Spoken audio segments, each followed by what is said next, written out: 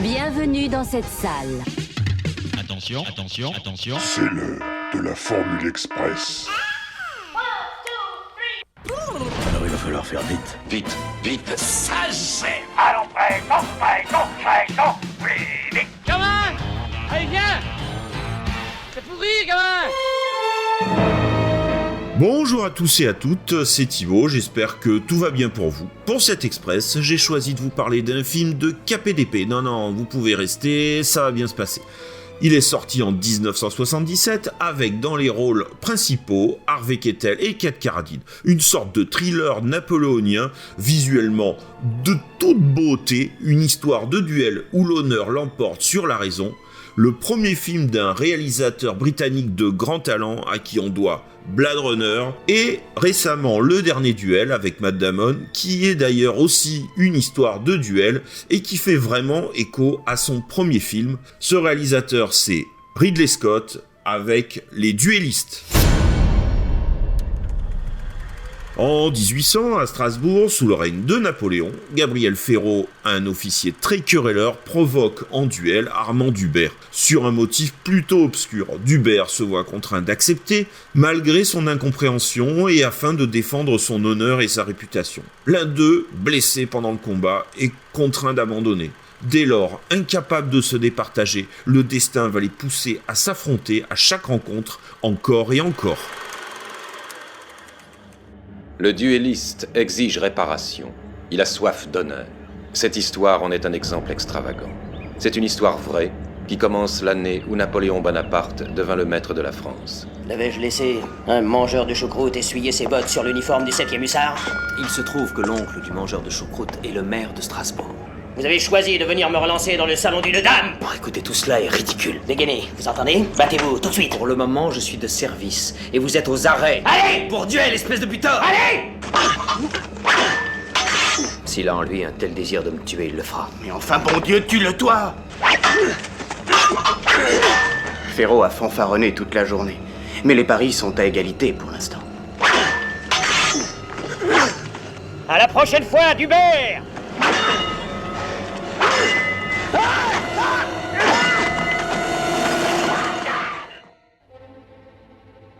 On est en 77, Scott a 40 ans et une longue expérience dans la publicité avec la réalisation de plusieurs centaines de spots TV.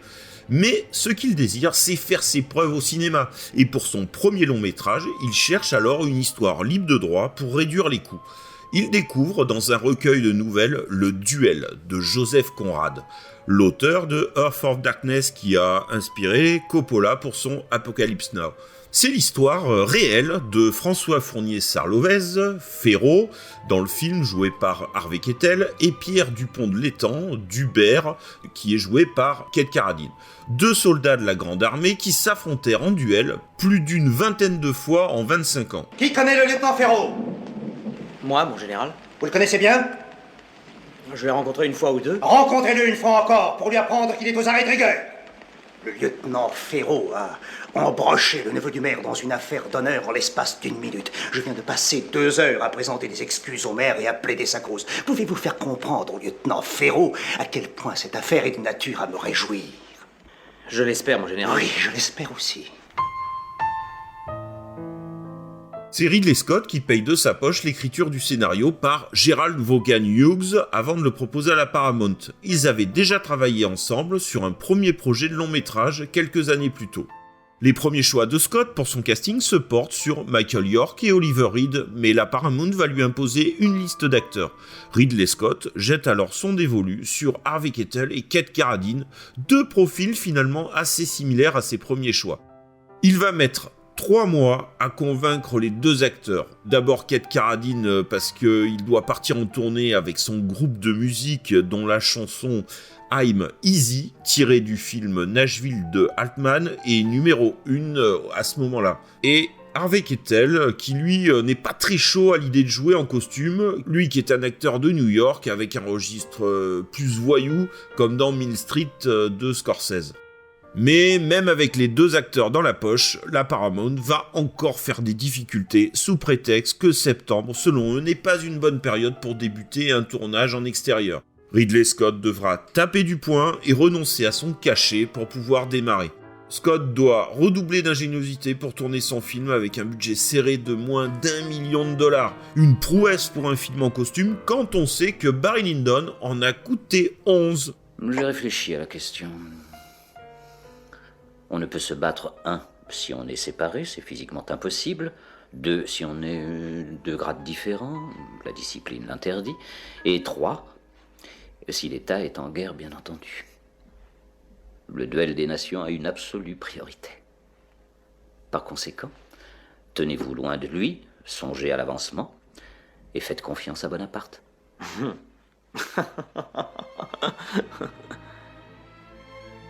C'est donc une petite équipe de 70 personnes qui s'envolent de l'Angleterre pour le sud-ouest de la France, le lieu de tournage du film.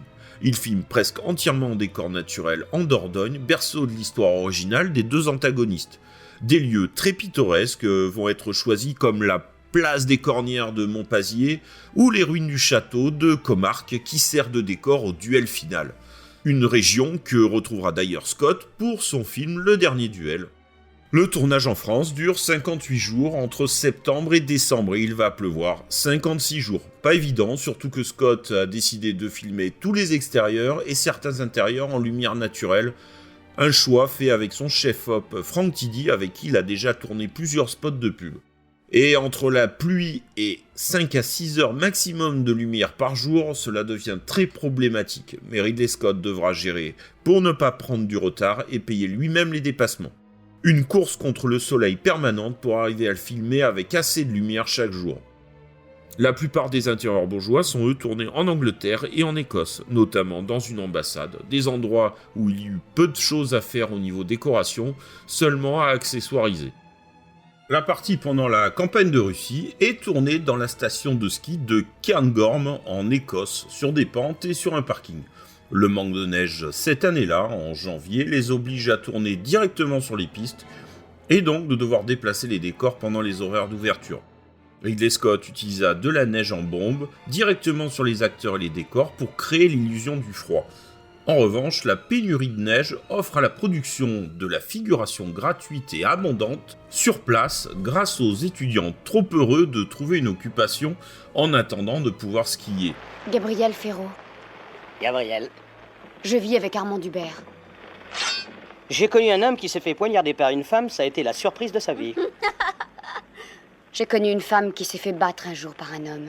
Ça ne l'a pas surprise du tout.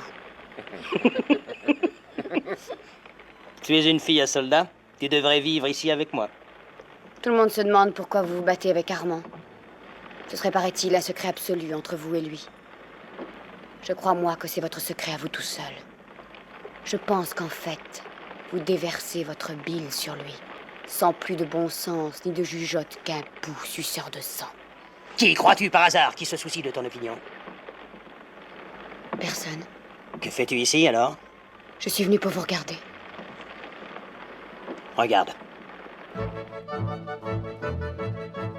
La décoratrice Anne Mollo va redoubler d'ingéniosité pour maquiller les lieux à moindre coût. Ainsi, ils vont tourner dans le salon de l'hôtel et devant la porte de la chambre de Ridley Scott en Dordogne. Anne Mollo, peut-être ça vous parle, c'est la femme de John Mollo qui a fait beaucoup de dessins préparatoires pour Star Wars. Scott, pour les combats, va faire appel au cascadeur et épéiste William Hobbs, qui mettra en place les chorégraphies, un maître en la matière, puisqu'il travaillera aussi sur Willow, Pirates de Polanski, Rob Roy, Excalibur et même Cyrano de Bergerac avec notre Depardieu national. Il va entraîner intensément les deux acteurs pendant plus de 10 jours avant le tournage. Pour obtenir les étincelles sur les murs, ils sont recouverts de grillages, puis maquillés avec de l'enduit et reliés à une batterie. À chaque fois que les acteurs touchaient le grillage, une étincelle apparaissait, mais ils se prenaient des décharges assez désagréables.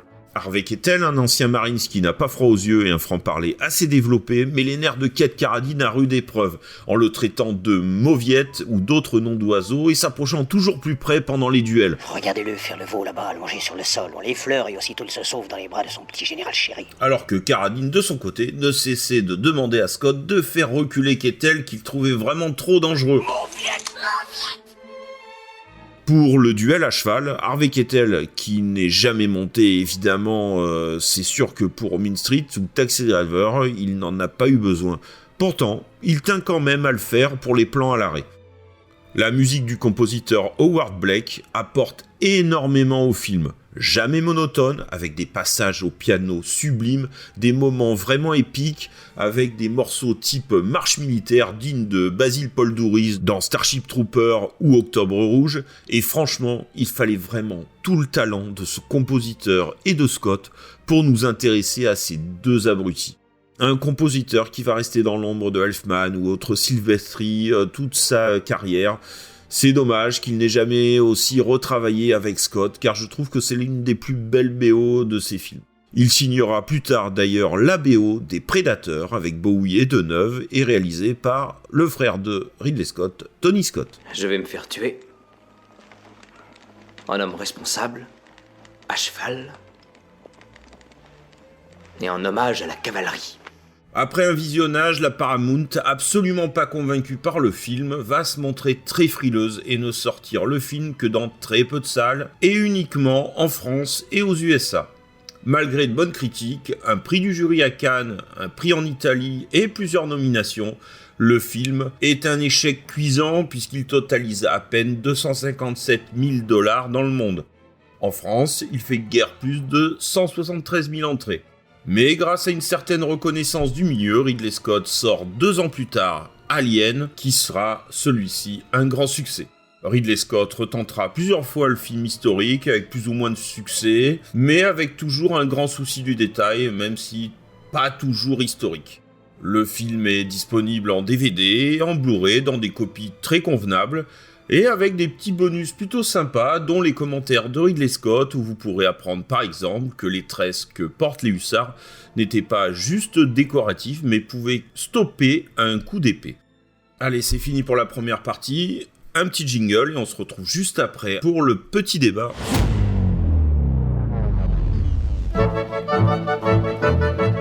Bon, et puis maintenant, je vais retrouver mes deux collègues, Max Yo et Mickey. Fight pour nous parler des duellistes et de leur expérience cinématographique avec ce grand film. Voilà. Écoutez, on y va. Je sais pas, qui c'est qui veut commencer? Eh ben, je me lance alors.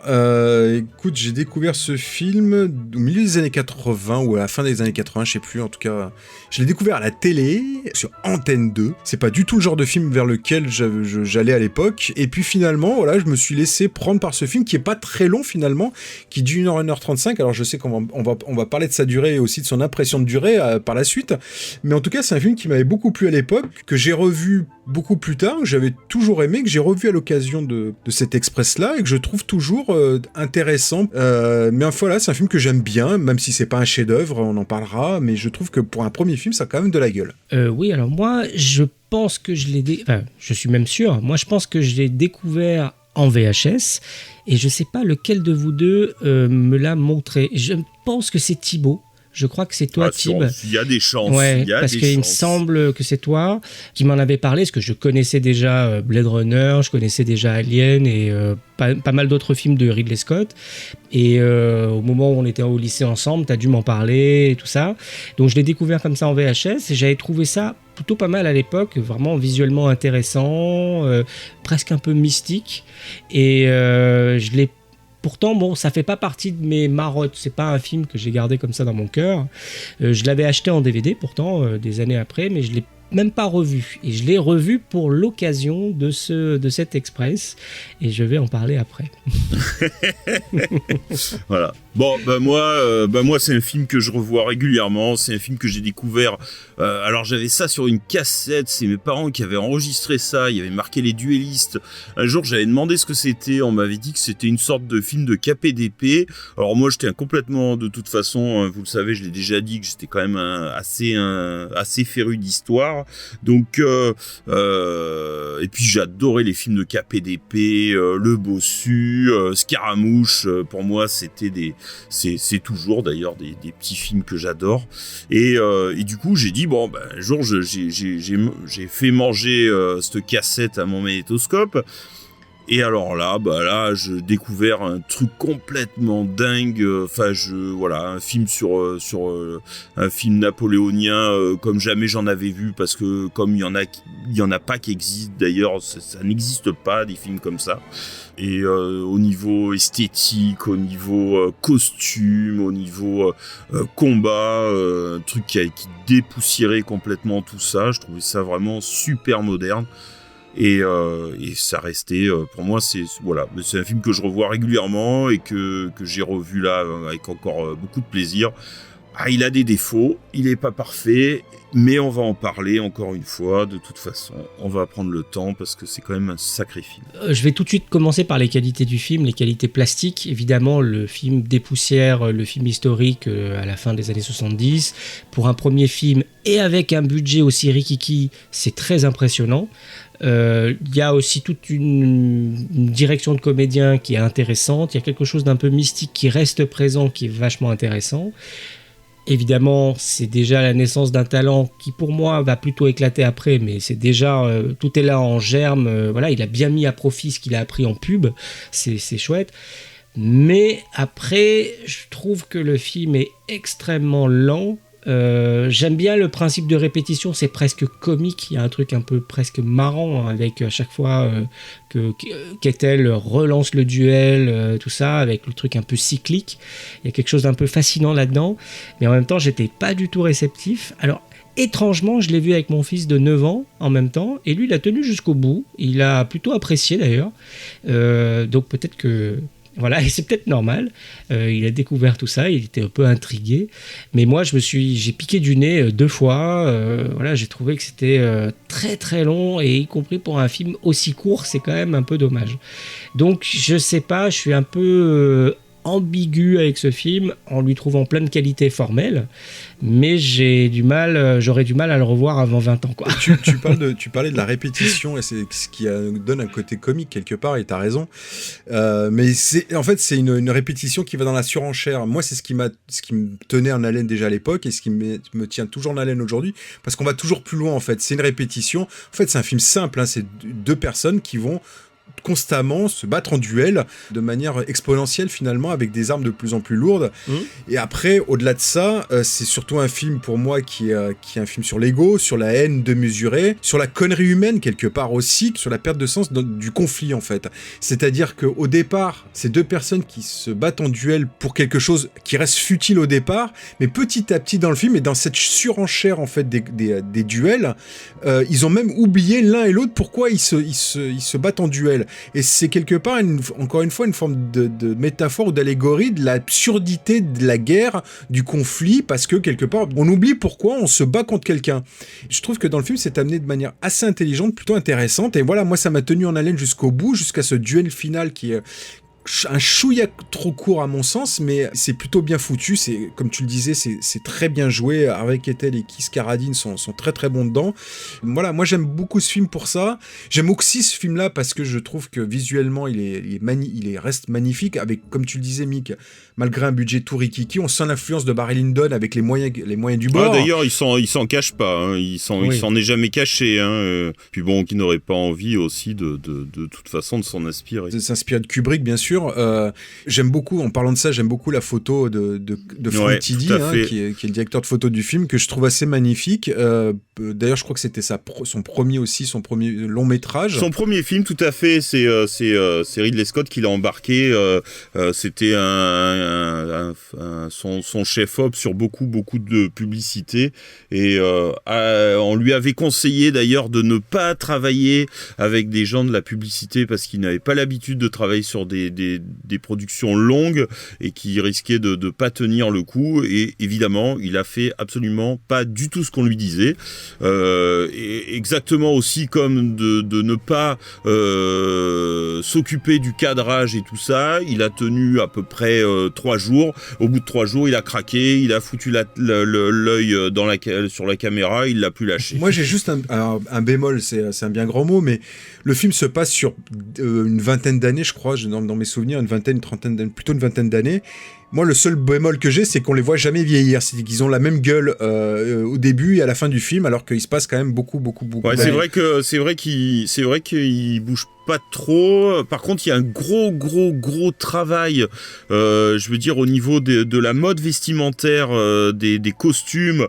On démarre avec un style, on avance. En plus, sans parler, tu en as parlé, justement, de l'avancée technologique, puisqu'au début, on est avec du genre fleuré, et puis on passe à du sabre, puis à cheval, et puis on finit au pistolet, donc quelque chose de moderne, de plus moderne, et ça c'est voilà, il y a chaque combat en fait raconte une histoire, c'est jamais redondant, parce que ça pourrait être un film qui devient long, bon, Mickey a ressenti ça, mais c'est vrai que ça pourrait être pénible, mais finalement quand même il arrive toujours à sortir quelque chose de nouveau de chaque combat, grâce aux armes, grâce à la mise en scène, et puis bon, au jeu des deux acteurs qui sont absolument incroyables. En plus, j'adore, on a parlé Ridley Scott. Alors, on parlait souvent de Tony Scott avec sa lumière où on voyait des couchers de soleil, mais alors Ridley Scott, lui, carrément, là, dans ce film-là, il va jusqu'à avoir 2 soleils qui se couchent dans le même plan, sur un dialogue avec les 2 personnages quand le soleil qui se couche chacun. Alors ça, c'est quand même assez extraordinaire. Au niveau aussi direction artistique, Ridley Scott, il a fait une école d'art, hein. Il est très pointu en termes historiques et en termes d'histoire de l'art. Et quand on voit le film, on voit toutes les références de la peinture. Je pense à Hogarth, à Constable, à Caspar Frédéric, etc. Parce que des fois c'est même assez évident, ça se voit, c'est presque une repompe du tableau, etc. Ah mais c'est évident, ouais, c'est à chaque transition de scène. C'était voulu assumer par Scott, hein. Ouais, c'est ça.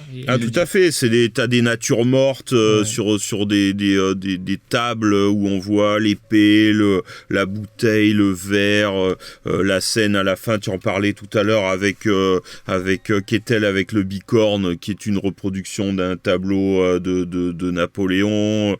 Enfin, ça n'arrête pas, mais c'est vraiment chaque plan est une peinture en fait. Et c'est ce qui en fait un film très statique finalement. C'est impressionnant. On est dans une succession de reproductions, de représentations picturales qui sont magnifiques. C'est un film très statique, mais finalement en fait elles se succèdent de manière assez rapide, en tout cas d'un rythme régulier, ce qui fait que, en tout cas moi, j'ai pas eu ce sentiment d'ennui finalement sur 1h35, parce que justement déjà c'est beau, et puis ça m'amusait aussi de voir quelque part ce spectacle de couillons, surtout l'un envers l'autre, qui savent plus pourquoi ils se tirent la bourre. Puis je trouve assez, j'adore ce traitement vraiment moderne. Alors ça fait un peu, c'est souvent l'effet que ça fait peut-être avec ces films en costume, mais quand même c'est un film je trouve qu'on a un peu du mal à dater quand on le regarde comme ça. Je trouve que c'est tellement beau. On dirait pas un film qui a été tourné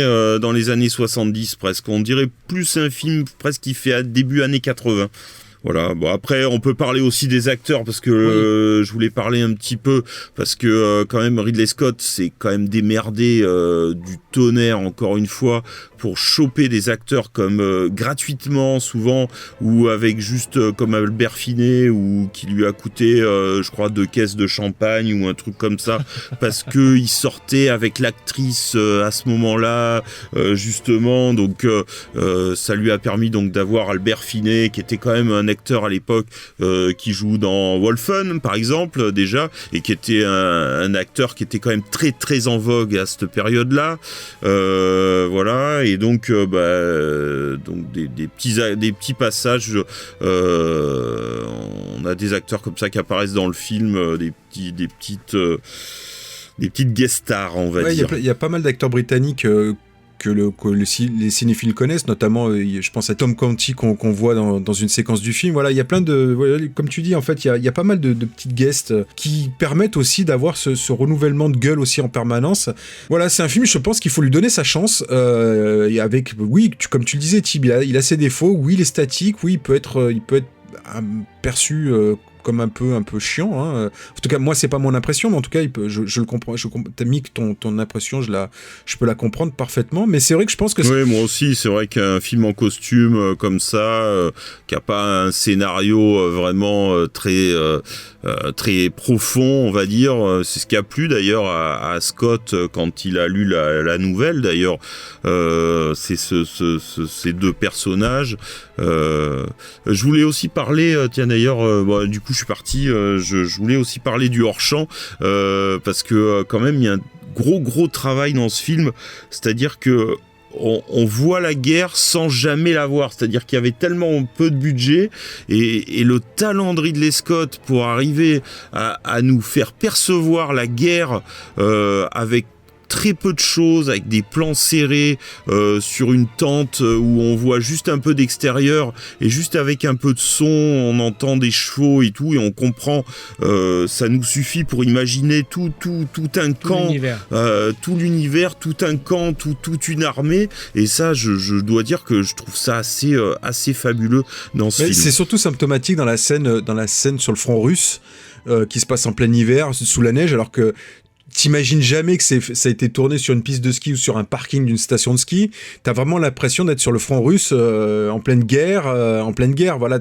Ouais, d'ailleurs, dans cette scène, quand on voit il voit un cosaque courir dans les arbres, c'était des rushs d'une publicité pour un dentifrice qui a été utilisé.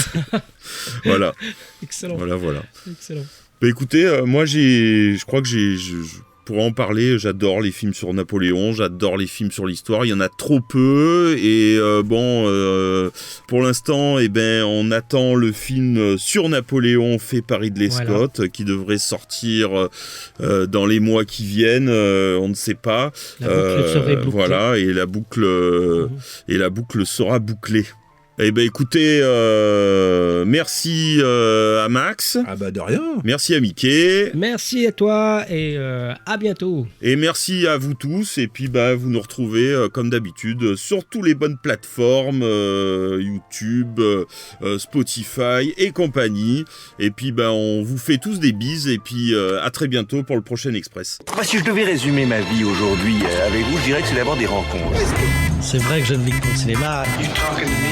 Pour être aimé, il faut être aimable. Vous voulez un chocolat? C'était pas ma guerre. Back and full force. Quelle est votre devise? Je m'appelle Bond. James Bond. Vous délirez totalement là. C'est ça qui permet de voyager à travers le temps. La vie a plus d'imagination que nous. J'espère que je ne vous apprends rien. Vous êtes un mélancolique.